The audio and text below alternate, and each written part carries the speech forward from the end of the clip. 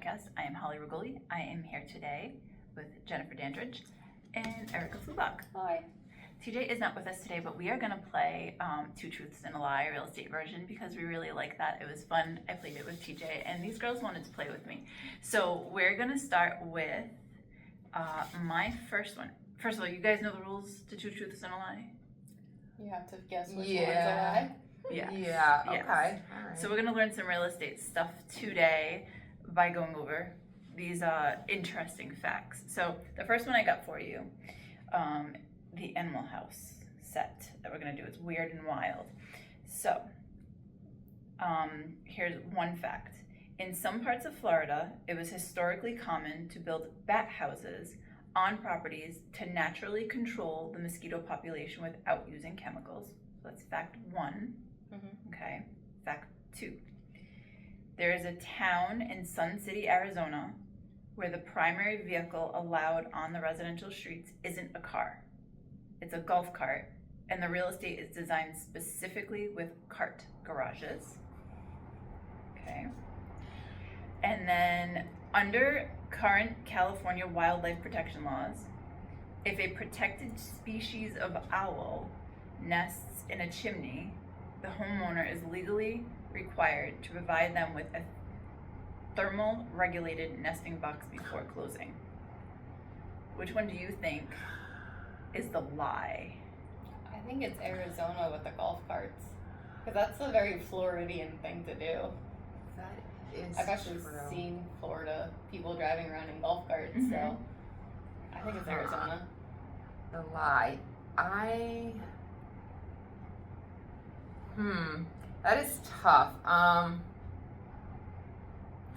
Yeah, I think I'm gonna go with the golf cart one too. Like, I've been to Arizona, but I haven't seen all of Arizona, but I can't foresee the golf cart. So yeah, I'm gonna go with that. Alright, so the actual lie, you're both wrong. Oh, don't be the bats, don't be the bats. I really want that to be It true. says, under current California wildlife protection laws, the protected species of owls. So here I actually looked up the actual truths behind the other two truths. So the bat houses of Florida, it says, in the context, in the early 20th century, before modern pesticides, malaria and yellow fever were massive problems in Florida. So in the 1920s, developer Richard Perky built a 30-foot bat tower on Sugarloaf Key. The idea was to attract thousands of bats to eat the mosquitoes. Unfortunately, when he put the bats in, they flew away and never came back. However, the tower still stands today as a historic landmark, and many Florida properties still use smaller bat houses as a green selling point for pest control. I Interesting. love that idea. I feel like if you can have some kind of control over the bats, then it might be better than the zappers, and I like bats personally, so I am all for it. Isn't that cool? All Very cool. And then so for the Sun City golf cart, says Sun City, Arizona was the first massive active adult community in the U.S. Opened in 1960. It was designed from day one to be a low-speed community. Many homes are built with a dedicated third garage bay, specifically sized for a golf cart. Legally, these carts are treated as vehicles. They have license plates, insurance, and their own dedicated lanes on the main roads. It's a huge niche real estate market where cart friendliness actually impacts property value. Huh, okay. That's interesting. Too bad we're not realtors in those areas. We'd be learning about things that could help us. Right? Oh, wow. I do like the bat box idea though. Like, it's funny because I don't get too scared when I see the bats flying around because I know they're eating the mosquitoes. But I was camping a couple weeks ago and we were in this structure, like, so it's a hard top, open sides, and you've got like the wood comes up a certain way. So I was talking to one of the other adult leaders and a bat came in and was just flying around and nested stuck up right above us, and we're like, oh, that's cool. I got a couple of pictures of it, and then we're talking, and then later on it's just not there, and I'm like, it came in literally like a bat out of hell flying around. I did not see it leave, so I was like, where is this thing? My tent was in the structure, so I was like, Oh my goodness. my tent's closed. I'm like, I did close my tent before he came in, right? And the other leader was like, yeah, you're good. Oh my God, But- yeah. No, if I seen it, I would definitely try to take it home as a pet. I'm not even gonna lie. They are adorable. I would take it, yeah. That's funny. Okay, so we're gonna talk about construction and architecture now. All right, we're gonna go with modern skyscraper glass is engineered with microscopic liquid layer that allows windows to self-repair cracks caused by extreme temperature shifts. That's one fact. Second fact, in some Victorian era homes, coffin corners, widened landings on staircases were supposedly designed to make it easier to carry a casket down from the second floor. And then the third fact, the Empire State Building was constructed so quickly, just 410 days, that they finished it under budget and ahead of schedule during the Great Depression.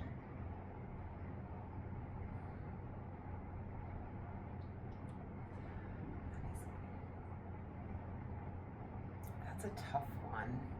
I've been in some recent like older homes too, and I have been seeing like those wider staircase ends. Now I'm wondering if that's the real reason why. Oh. I don't know. I think I'm gonna go with the Empire State Building you said. You think it's the Empire State Building? I think so. Built in 410 days under budget? Yeah, that's what I'm going with. I'm taking a leap here. What do you I'm think? into the skyscraper cracks. Scraper cracks. Erica, you are correct. That is the Oh. lie. Oh wait, oh yeah, okay, that is the lie. Good job. So that's interesting because I used to manage a 20-story building, and I was like, that would be amazing. But there's not a lot of like fine cracks you get. You don't get a lot of cracks in the windows. The biggest thing you're repairing is the caulking around the windows Yeah. after so long. But that is interesting. So here's some of the facts behind it. The Empire State Building speed. It was built during the height of the Great Depression. The pace was incredible, roughly 4.5 floors per week. Because labor was so cheap and available due to the Depression, and because the assembly line style of construction was so efficient, the project cost only $24.7 million. The original estimate was $43 million. That's crazy. Nothing ever comes in under budget. Yeah. Yeah, we went to New York a couple years back, and we went to the Empire, and they had the whole like history. So like when it said 410 days, I was like, yep, okay, that's at least. Oh, Real? you kind of you could have gave me a sign like. That's right. They have like the history within like as you're going up, waiting for the elevator to take you. You know what's, I have been there twice, 2 or 3 times, but the whole, as I'm reading this, because I told you guys about the Eiffel Tower beforehand, the whole time I was reading Empire State Building, I was picturing the Eiffel Tower. So was I. I thought at first that was gonna be the one. I was like, oh, I know that one's true. So my head was not thinking that, but I have been in the Empire State Building and went through the whole thing, and you see the people literally, the pictures of them black and white, like out on the beams, like just, and I was picturing the Eiffel Tower until you just said that, because that's how my brain's working. Great. Dang it! Should have like gave me a sign or something, like shake your head. No, I didn't know. I mean, like the older Victorian houses, based off of a client that I have, they were all very wide staircases at the end. So I was like, that actually makes more sense. You don't just carry a body down in a body bag back then. Well, so here's the truth, the story behind it. It says, death rituals were very different in the 1800s. Wakes were almost always held in the front parlor of the home. Many Victorian homes feature a bump out or an angled niche at a sharp turn in the staircase. While historians debate if every one was built specifically for caskets, the term coffin corner stuck because it was a practical solution for navigating narrow, widening stairs while carrying a heavy wooden box. It's a great, creepy selling point for historic homes. I will always look for the coffin corners. Yep, me too. Me too. Can't unknow that now. That is really cool. Yeah. So these are fun and educational. Yeah. Okay, so extreme pricing. All right, so let's say, all right, the most expensive private residence in the world in Tilla in Mumbai is a 27-story skyscraper that requires a staff of 600 people to maintain it for one family. It's one of the facts. In 2024, a virtual mega mansion in the metaverse sold for more money than a physical 4-bedroom home in the suburbs of Nashville. And in 1997, a man in North Dakota successfully bought a house for one single paperclip through a series of 14 online trades.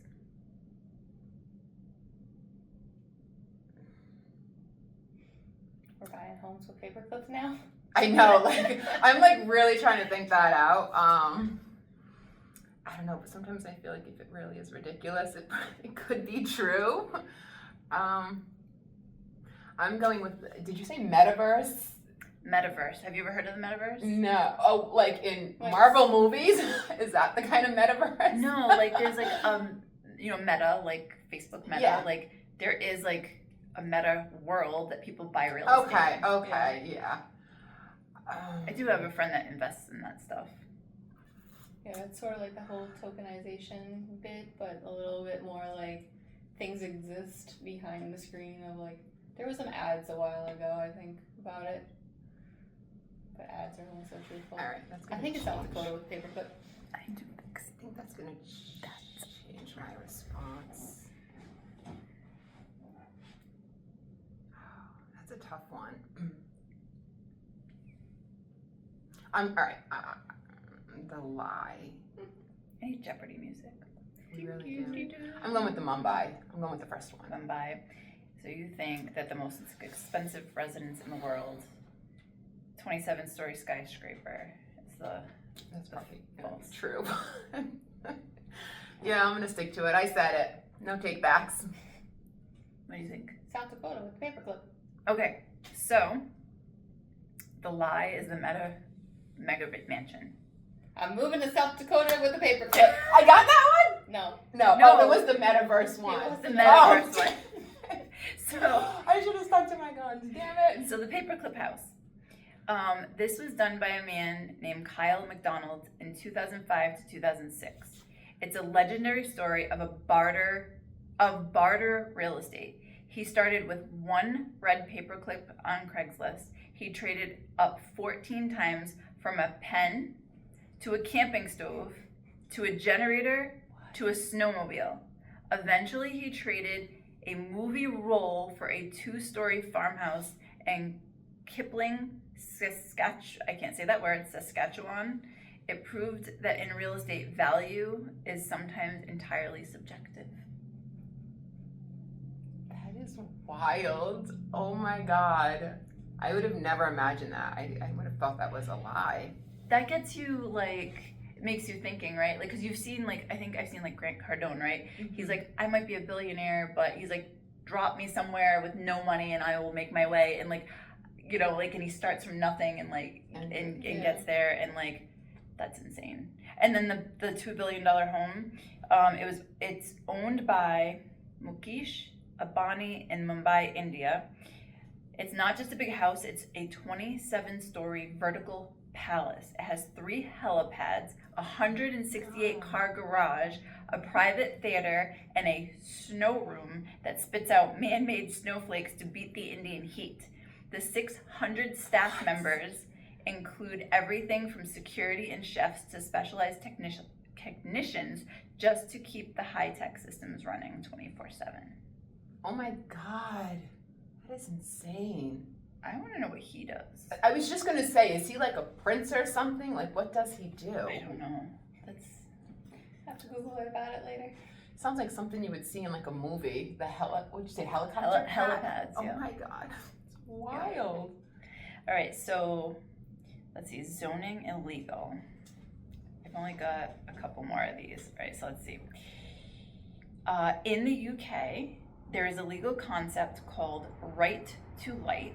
Right to light. I keep not doing my quotes when I'm supposed to, and I'm holding this. So, right to light, which allows a homeowner to sue if a new development blocks the natural light they've enjoyed for at least 20 years. Second fact, under adverse possession laws in Texas, if you mow a neighbor's lawn and pay their property taxes for just 2 consecutive years, you can legally claim title to the land. And there are spite houses across the US that are only 10 feet wide, built purely because the owner wanted to block a neighbor's view or use up a tiny sliver of land so no one else could.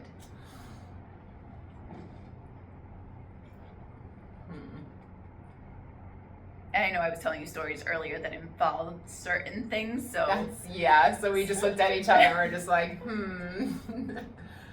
okay.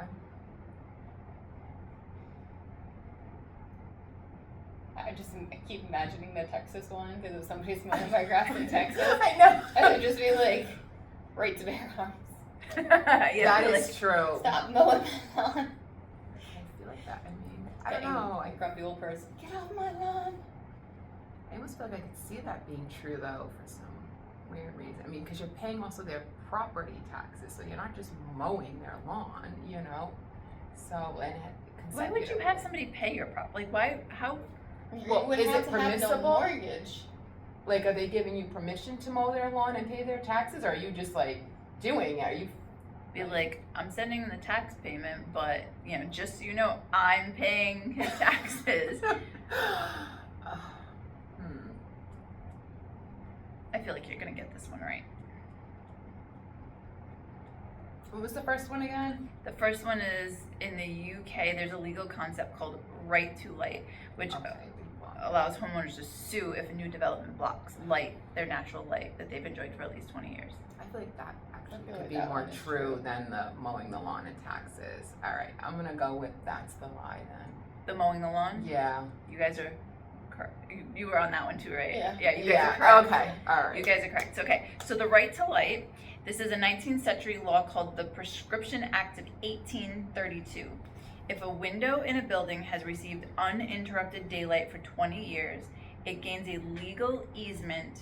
If a neighbor tries to build an extension that blocks more than 50% of the light to that window, the homeowner can actually sue for an injunction to stop the construction or demand a massive payout. It makes urban development in London a total legal minefield.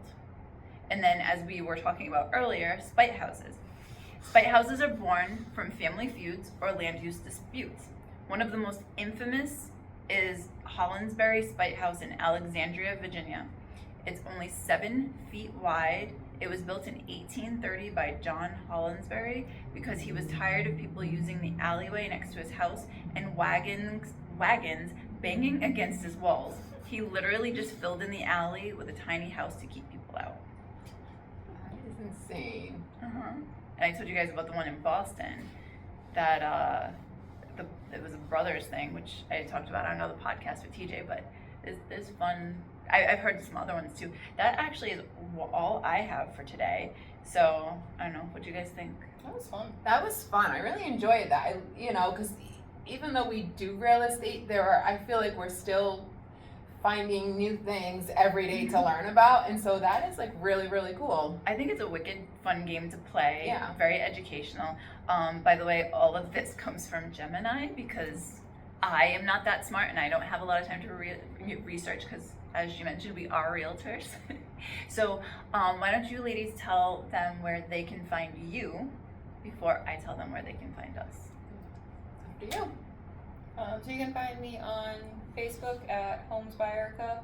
Nope, that's Instagram. Instagram is Homes by Erica and Facebook is Erica Fluevog Realtor. And I might be starting a YouTube, going on home tours and vlogs and closing gift, extravaganzas. So be on the lookout. That might be happening. Nice. You can find me on Facebook, just under Jennifer Dandridge. And I do have a TikTok. I am gonna do more real estate stuff on there, but I do a lot of silly things, and it's not your average realtor. So. Are you gonna be bringing your comedian self to TikTok? Yes, I do. I like to do a lot of funny things. I'm all about making people laugh and smile, and I will be incorporating that into some real estate. I'm inspired by a lot of the fun videos I see with like listings and the way they kind of present it in such a fun way. I feel like it really draws you in, and so that's something that I really want to start delving more into. I always like those things. Yeah. And this is the Legit Real Estate Podcast. Normally I've got TJ as my partner, but we love to have different guests come on and do fun things like this or tell real estate stories. Oh, actually, before we go, I want Jen to tell me a story. I want her to just tell a story of what she found in a recent listing that she had to make sure was clear before pictures. Oh my God. Okay. So yeah, in real estate, you really never know what you're gonna see. And for the first time, I went to a property to go take my listing pictures. And when I was there, they were showing me the backyard, and they had some livestock. There were chickens, there was goats, and a sheep. And the one sheep happened to be deceased, and the body was just sitting in like this wooden cradle that typically would be the hay. And I just remember staring at it, and I'm like, what is that, just wool? Like, what is that? And the owner goes, oh no, that was just a sheep. It died during that blizzard. And I stood there because I just had no words. I mean, this is months later, and it's just laying there with these two little goats in there. And I'm like, okay, well, we're definitely gonna have to figure out what to do with the body before we have an open house. So yeah, that was really interesting. Yeah, and then Erica just closed on a lovely home, and the seller said, wait, we have to go back because why? The cat got in the HVAC system. So, to those who have furry feline friends and central air or forced hot air with vents, make sure your vents are covered. Felines like to get into small places regardless of how large or small they might be. And that took 10 hours on closing day to remove said feline. Who was alive by the time it got out, but It was very much alive and had an adventure. So I think we're gonna have to call it Inspector Cat moving forward.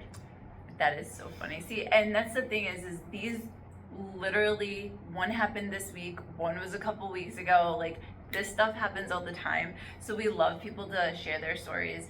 I would love to get more people on here to share your stories. So if you have any, please reach out to us at thelegitrealestatepodcast@gmail.com. You can find us on YouTube, Spotify, Amazon Music, Apple Podcasts, everywhere you get podcasts.